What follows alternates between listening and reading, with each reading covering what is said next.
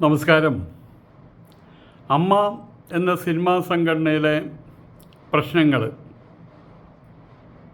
കൂടുതൽ ഗുരുതരമായിട്ട് വരികയാണ്. നിറയെ തർക്കങ്ങളാണ്, വിവാദങ്ങളാണ്. സംഘടനയിലെ ഭാരവാഹികൾ തമ്മിൽ ചേരിത്തിരിഞ്ഞു നിന്നുകൊണ്ട് അധിക്ഷേപങ്ങൾ ചൊരിയുകയാണ്. അവരുടെ ഭരണരീതികൾ, സാമ്പത്തികമായിട്ടുള്ള ക്രമക്കേടുകൾ,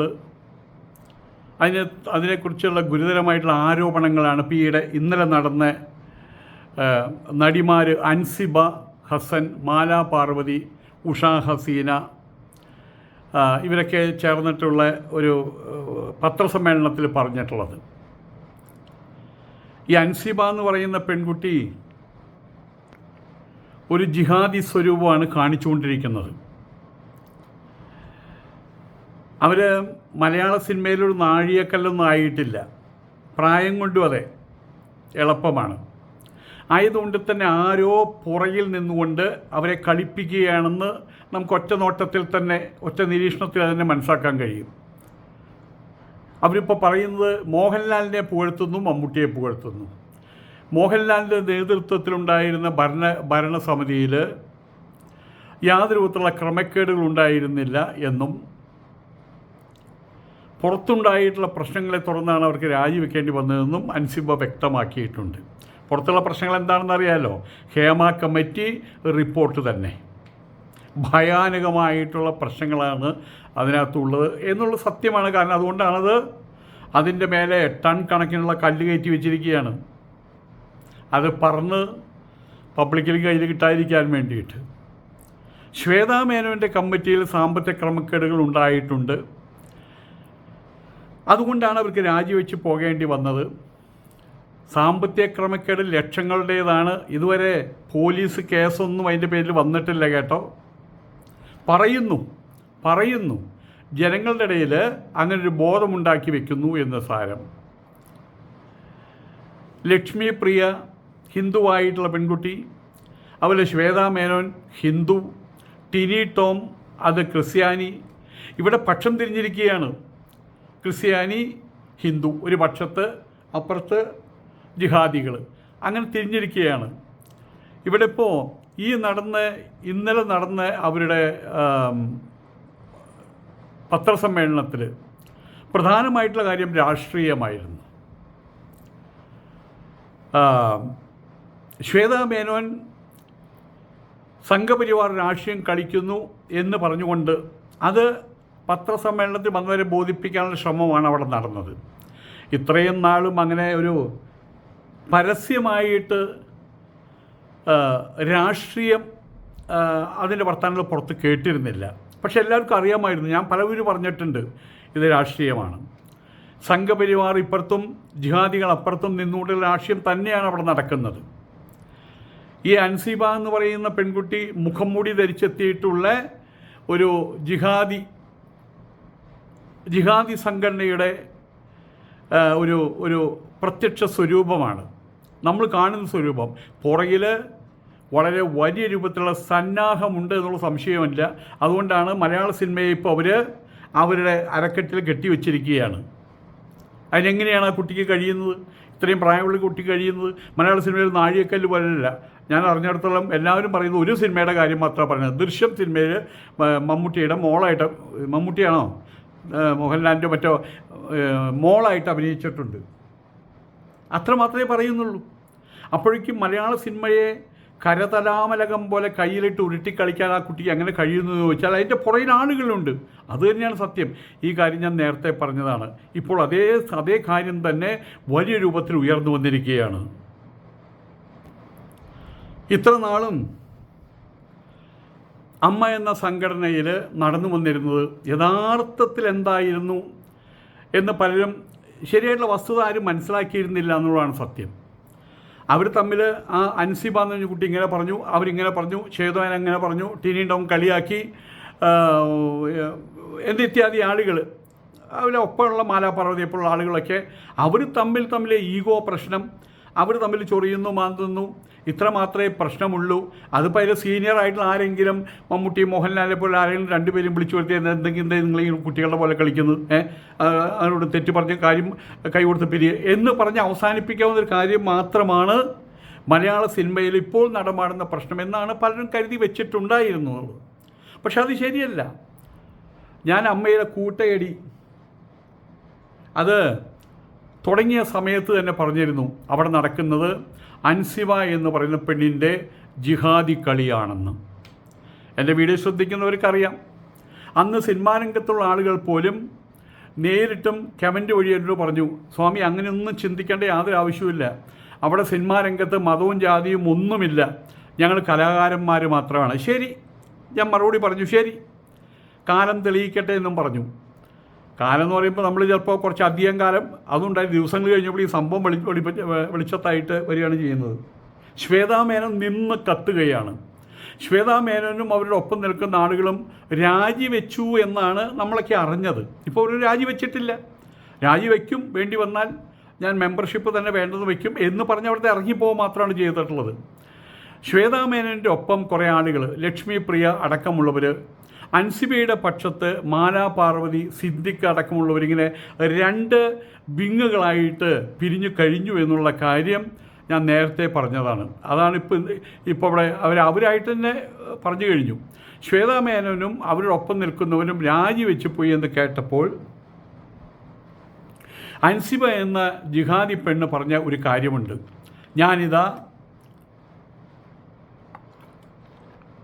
ഞാനിതാ പരിപൂർണമായിട്ട് വിജയിച്ചു, യഥാർത്ഥത്തിൽ നീതി നടപ്പാക്കി കിട്ടിയെന്ന്.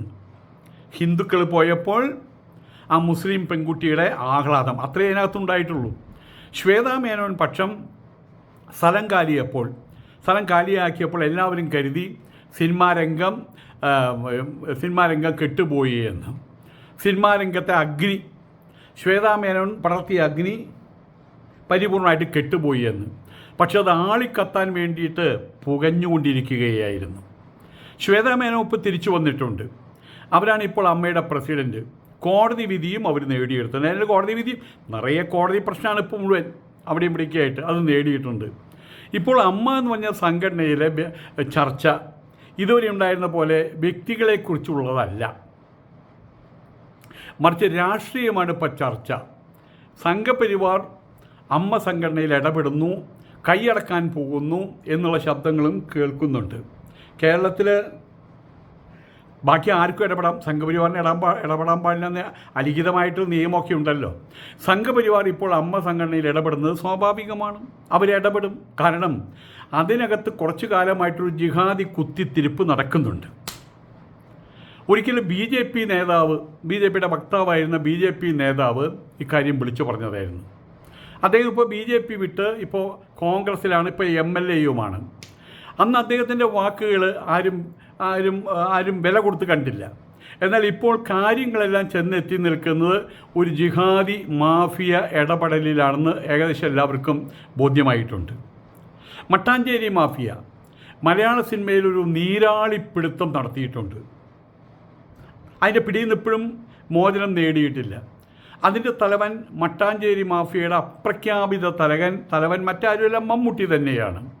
മലയാള സിനിമയിൽ നിന്ന് ഹിന്ദുക്കളായിട്ടുള്ള നടീനടന്മാരെ, പാട്ടുകാരെ, എഴുത്തുകാരെ, അതുപോലെ വിവിധ തലങ്ങളിൽ പ്രവർത്തിക്കുന്നവരെ നീക്കം ചെയ്യുക, പരിപൂർണമായിട്ട് വാഷ്ഡ് ഔട്ടാക്കി കളയുക എന്നതാണ് ജിഹാദി മാഫിയയുടെ, മട്ടാഞ്ചേരി മാഫിയയുടെ ലക്ഷ്യം.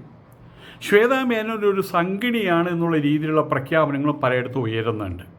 ശ്വേതാ മേനോൻ സംഘപരിവാർ ഏർപ്പെടുത്തിയിട്ടുള്ള ആളാണോ അല്ലയോ എന്നെനിക്കറിയില്ല. പക്ഷേ ഒരു കാര്യം ഉറപ്പാണ്, ആരോ പറഞ്ഞ ഒരു കോൺഗ്രസ്സുകാരിയാണെന്ന്. പക്ഷെ ഒരു കാര്യം ഉറപ്പാണ്, ഇന്നത്തെ സാഹചര്യത്തിൽ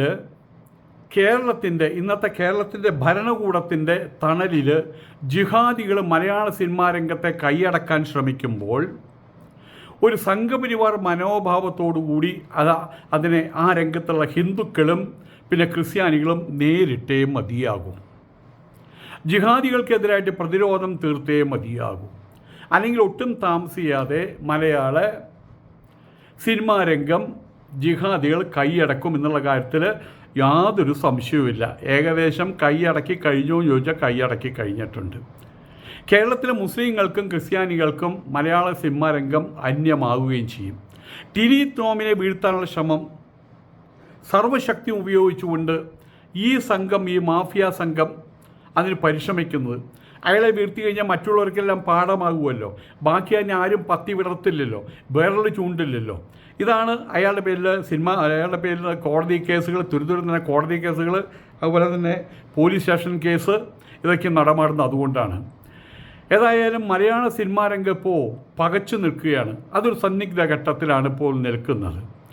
ഇനി അവിടെ നടക്കാൻ പോകുന്നത് രാഷ്ട്രീയ കളികളാണ് എന്നതിനാൽ ഓടിപ്പോയിട്ട് ചാടിപ്പോയി ഇടപെടാൻ മമ്മൂട്ടിയും മോഹൻലാലും അവർക്കുകൂടി ഭയമാണ് എന്നുള്ളതാണ് വസ്തുത. കാരണം ഇന്ന് കീപ്പപ്പ് ചെയ്യുന്ന പൊസിഷൻ വലിയ പൊസിഷനിലാണ്. പത്മശ്രീ, പത്മഭൂഷൺ നടന്മാരാണ്. ഒരാൾ ഫാൽക്കെ അവാർഡിൻ്റെ ഉടമയാണ്. ആയതുകൊണ്ട് അവർക്ക് ഇത്തരം ചള്ളു പരിപാടികൾ നേരിട്ട് പോയിട്ട് ഇടപെടാൻ അവർക്ക് കഴിയില്ല. കാരണം അവർക്കുള്ള സാധനങ്ങൾ അവരുണ്ടാക്കി വെച്ച റെപ്യൂട്ടേഷൻ പരിപൂർണമായിട്ട് തകർന്നു പോകാൻ വേറൊന്നും വേണ്ട. ഇപ്പം തന്നെ പാലക്കാട് MLA ഒരാവശ്യമില്ലാതെ അവിടെ പോയി തലയിട്ടിട്ട് പാലക്കാട് നിന്ന് MLA ആയിട്ട് പോയിട്ട് ഇതുവരെ പാലക്കാട് ചെന്ന് പാലക്കാടിൻ്റെ കാര്യം അന്വേഷിച്ചിട്ടില്ല. പാലക്കാട് പ്രശ്നങ്ങളൊന്നും ഉണ്ടാവില്ല. ഒരു പക്ഷേ ഇവർ സിനിമാ രംഗത്ത് പോയിട്ട് ചളിഞ്ഞ പരിപാടിയായിട്ട് നടക്കുകയാണ് രമേഷ് പിഷാരടി. ഇപ്പോൾ അതിൽ നിന്ന് തള്ളി പുറത്താക്കിയിട്ടുണ്ട്. ഇപ്പോൾ അയാൾ പറയുന്നത് ഞാൻ ഇനി ഒരു കൺവീനർ സ്ഥാനത്തിനുമില്ല, ഒന്നിനുമില്ല എന്ന്. അയാളുടെ ഡ്യൂട്ടി MLA എന്ന് പറയുമ്പോൾ 24 മണിക്കൂറും അതത് സ്ഥലത്ത് എവിടെ നിന്നാണ് MLA അവിടെ ഡ്യൂട്ടി നോക്കേണ്ടതവനാണ്. ഒരിക്കൽ PC ചാക്കോ തൃശ്ശൂരിൽ നിന്ന് ജയിച്ച സമയത്ത് തൃശ്ശൂരിൽ ടൗൺ ഹാളിൻ്റെ അടുത്തൊരു വീട് വാടകയ്ക്ക് എടുക്കുകയാണ് ചെയ്തത്. എപ്പോഴും ആ വാതിൽ തുറന്നു കിടന്നിരുന്നു. ഒരു പ്രാവശ്യം അവിടെ നിന്ന് പോകുന്ന സമയത്ത് അദ്ദേഹത്തിൻ്റെ കാർ ഉള്ളിലോട്ട് പോകുന്ന സമയത്ത് ഞാൻ ക്രോസ് ചെയ്യണം. അപ്പോൾ ഞാൻ കുറച്ച് പുറത്ത് മറിഞ്ഞു. ഞങ്ങൾ 2-3 പേരുണ്ട്. അദ്ദേഹം കാറിൽ നിന്ന് ഇറങ്ങിയിട്ട് വന്ന് വരൂ. ഞങ്ങൾ പറഞ്ഞു ഞാൻ സാറിനെ കാണാൻ വന്നതല്ല, വരൂ ഇങ്ങോട്ട് വരൂ, സ്വാമി ഇങ്ങോട്ട് വരൂ. ചായ കുടിച്ചിട്ടാണ് പിരിഞ്ഞത്. കാരണം അതാണ് രാഷ്ട്രീയം. ഇയാളിപ്പോൾ ഇത് കഴിഞ്ഞിട്ട് പിന്നെ അവിടെ നക്കാനും നാറാനും നാറ്റിക്കാൻ നടക്കുകയാണ്. അവിടെ സ്വയം നാറാനും ഇടയ്ക്കിടയ്ക്ക് നാറ്റിക്കാൻ നടക്കുകയാണ്. സാരി അടിവസ്ത്രമൊക്കെ ഉണ്ടല്ലോ. അയാളൊരു ഇളിബ്യനാണ് ഈ രമേഷ് പിഷാരടി. എന്താവട്ടെ, MLA ആയില്ലേ, ആ പണി നോക്കിയാൽ പോരെ. അപ്പോൾ ഏതായാലും തന്നെ ഇവിടെ ഇത്ര നാളും ഈ സംഘടനയ്ക്ക് ഉള്ളിൽ നടന്നിരുന്ന കോലാഹലങ്ങൾ, അവിടെ നടന്നിരുന്ന അടിതടവുകൾ ഇപ്പോൾ തെരുവിലേക്ക് ഇറങ്ങിക്കഴിഞ്ഞു. ഇത്ര നാളും ഇപ്പോൾ തന്നെ ജിഹാദികളുടെ വകയായിട്ട് ടിനി ടോമിനെതിരായിട്ടും പഴയ അമ്മ സംഘടനയിലെ ഭാരവാഹികൾക്കെതിരായിട്ടും പരക്ക കേസുകളാണ്. തിരിച്ച് ശ്വേതാ മേനോൻ തൻ്റെ അധികാരം തിരിച്ചു കിട്ടണമെന്ന് പറഞ്ഞിട്ട് മറ്റൊരു പരാതി കൂടി കോടതിയിൽ കൊടുത്ത് ഇപ്പോൾ അനുകൂല വിധിയും കൂടി നേടിയെടുത്തിട്ടുണ്ട്. മലയാള സിനിമയുടെ ഗതികേടായി പറയുന്നത്. മിക്ക ദിവസവും നമുക്ക് കാണാൻ കഴിയുന്നത് ഈ നടന്മാരെ ചേരിത്തിരിഞ്ഞ് അവർ പത്രസമ്മേളനം നടത്തുന്നതാണ് കാണാൻ പറ്റുന്നത്. അങ്ങോട്ടും ഇങ്ങോട്ടും അധിക്ഷേപങ്ങൾ ചൊരിയുന്നു. വേറെ സ്റ്റാറ്റിസ്റ്റിക്കലായിട്ടോ അല്ലെങ്കിൽ സയൻറ്റിഫിക്കായിട്ടോ സിനിമയുടെ ഭാവി അതിനെക്കുറിച്ചൊന്നും ചർച്ച ചെയ്യാനുള്ള ശേഷി ഇവറ്റകൾക്കില്ലല്ലോ. അപ്പോൾ ഇവർ തമ്മിൽ അധിക്ഷേപം ചൊരിയുകയാണ് ചെയ്യുന്നത്, വ്യക്തിപരമായിട്ട് പേരുകൾ എടുത്ത് പറഞ്ഞിട്ട്. കാര്യങ്ങൾ ഇത്രത്തോളമായ സ്ഥിതിക്ക് ഇനി നിലനിൽക്കുന്ന ഈ പ്രശ്നത്തിൽ പങ്കാളികളായിട്ടുള്ള നടന്മാരെ മറ്റു സിനിമാ പ്രവർത്തകരെ പരിപൂർണമായിട്ടും ഈ രംഗത്ത് നിന്ന് മാറി നിൽക്കാത്തിടത്തോളം കാലം ഈ പ്രശ്നം കൂടുതൽ ഗുരുതരമാകും എന്നതല്ലാതെ പരിഹാരങ്ങളൊന്നും ഒന്നും ഉണ്ടാവാൻ പോകുന്നില്ല. കമ്മിറ്റിയും ജനറൽ ബോഡിയും തമ്മിലടിയും കോടതിയും ആണിപ്പോൾ മലയാള സിനിമാ രംഗത്തിൻ്റെ അജണ്ടകൾ. അങ്ങനെയായി മാറി.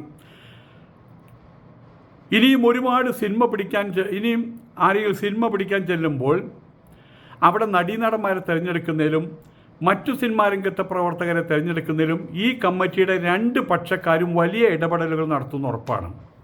ശ്വേതാ മേനോനെ ഏതെങ്കിലും ഒരു സിനിമയിൽ അഭിനയിക്കാൻ വിളിച്ചാൽ ഒരു വലിയ കൂട്ടം ആൾക്കാർ ആ സിനിമയിൽ അഭിനയിക്കാൻ തയ്യാറാവില്ല. അതുപോലെ എതിർപക്ഷത്തുള്ള അൻസിബ പോലെയുള്ള ആളുകളെ ഏതൊരു സിനിമയിലുണ്ടെന്ന് അറിഞ്ഞു കഴിഞ്ഞാൽ അവിടെയും അതുമായിട്ട് സഹകരിക്കാൻ ഇപ്പുറത്ത് നിൽക്കുന്നവരും തയ്യാറാവില്ല. മലയാള സിനിമാ രംഗം ഇപ്പോൾ പുകഞ്ഞുകൊണ്ടിരിക്കുകയാണെന്ന് സാരം. പുകയുന്നു എന്നുള്ളത് കൊണ്ട് അതുറപ്പാണ്. പുകഞ്ഞത് എല്ലാം ആളിക്കത്തും, ഒരിക്കൽ ആളിക്കത്തും, അതിനും സംശയമില്ല. ഇപ്പോൾ മലയാള സിനിമാ രംഗം യുദ്ധസമാനമായിട്ടുള്ള അവസ്ഥയിലാണുള്ളത്. അവിടെ ഒരു ഒത്തുതീർപ്പിനുള്ള സാധ്യത പോലും കാണുന്നില്ല. കാരണം നമ്മുടെ നാട്ടിലൊരു ചൊല്ലുണ്ടല്ലോ, 4 മുലകൾ ഒരിക്കലും സമരസപ്പെട്ടു പോകില്ല എന്നുള്ള ചൊല്ല്.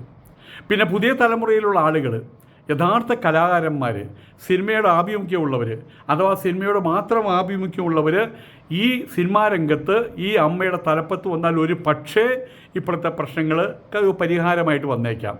അതല്ലെങ്കിൽ പിന്നെ അവശേഷിക്കുന്ന ഏക വഴി മണ്ടരി ബാധിച്ച തെങ്ങിൻ്റെ ചികിത്സ പോലെയാകാം. മരുന്നുകൾ പലതും മാറി മാറി തളിച്ചു നോക്കി പരീക്ഷിച്ച് നോക്കി തെങ്ങ് ഗതി പിടിക്കുന്നില്ല. അപ്പോൾ പിന്നെ ഒരു മാർഗം മാത്രമാണ് വില്ലേജ് ഓഫീസർ പറഞ്ഞത്, മണ്ടരി ബാധിച്ച തെങ്ങിൻ്റെ മണ്ട വെട്ടിക്കളയുക എന്നുള്ളത്. മലയാള സിനിമയിലെ അമ്മയുടെ ആവശ്യകത എന്താണ് എന്നുള്ളൊരു ചോദ്യം ഉയരുന്നുണ്ട്. അങ്ങനെ ഒരു സംഘടനയുടെ അതൊരു സ്ഥിരം കമ്പനി അല്ലല്ലോ, അവിടെയുള്ളവർ സ്ഥിരം തൊഴിലാളികളല്ലല്ലോ. വിളിക്കുമ്പോൾ പോയി ജോലി ചെയ്യുക, കൂലി വാങ്ങിക്കുക, അവിടെ തീർക്കണം എല്ലാ ബന്ധവും. അങ്ങനെയായിരുന്നല്ലോ പണ്ട്. കലാകാരന്മാർ തൊഴിലാളികളല്ല. ആയതുകൊണ്ട് തന്നെ ഇങ്ങനൊരു തൊഴിലാളി സംഘടനയുടെ ആവശ്യവുമില്ല. അമ്മയെ ഇല്ലാതാക്കണം, ശ്വാസം മുട്ടിച്ച് കൊല്ലണം. അതിപ്പോൾ നടത്തിക്കൊണ്ടിരിക്കുന്നുണ്ട്. കുഴിച്ചു മൂടണം. അമ്മയിലെ പ്രശ്നങ്ങൾ തീർക്കാൻ മറ്റൊരു മാർഗവും കാണാൻ ആർക്കും തന്നെ കഴിയില്ല എന്നുള്ളത് ഒരു പച്ച പരമാർത്ഥ സത്യവാസ്തവം. നമസ്കാരം.